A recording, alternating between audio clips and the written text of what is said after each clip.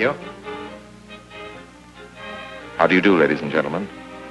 This is Orson Welles. I'm speaking for the Mercury Theater, and what follows is supposed to advertise our first motion picture. Citizen Kane is the title, and we hope it can correctly be called a coming attraction. It's certainly coming to this theater, and I think our Mercury actors make it an attraction.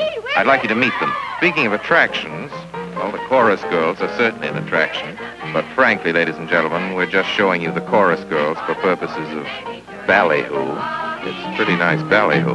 But here's some of our real Mercury people. This is the first time you've seen most of them on the screen. Hey, give Joe a little light. Thanks. Now smile for the folks, Joe. Smile. Joseph Cotton, ladies and gentlemen. That's it. Joseph Cotton. I think you're going to see a lot of him. Here's Ruth Warwick, whom I know you love. Ruth. Look at the camera, Ruth. We caught Ruth with her hair up. And here's somebody you've all heard on the radio, so I don't have to tell you he's wonderful. Ray Collins. Dorothy Commongore is a name I'm going to repeat. Dorothy Commongore. I won't have to repeat it much longer. You'll be repeating it. And here's George Coulouris, who's a grand actor. I'll say that name again. George Coulouris. Watch it. Here comes Everett Sloane. Look out, Everett. Oops. Everett Sloane, ladies and gentlemen, he isn't necessarily a comedian. And here's one of the best in the world. Agnes Moorehead. I've said a lot of nice things, but Erskine Sanford deserves some more. Erskine Sanford.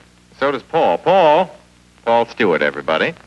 Citizen Kane is a modern American story about a man called Kane, Charles Foster Kane.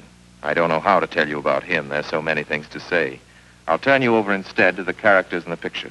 As you'll see, they feel very strongly on the subject. Charles Foster Kane is...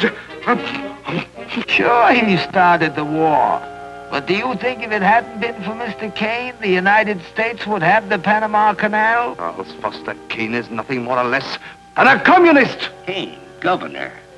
Listen, when the voters of this state and Mrs. Kane learn what I found out about Mr. Kane and a certain little blondie named Susan Alexander, he couldn't be elected dog catcher. I'm going to skin Mr. Charles Foster Kane alive. I'm going to marry him next week at the White House. Emily, I hear you've been stepping out with Charlie Kane.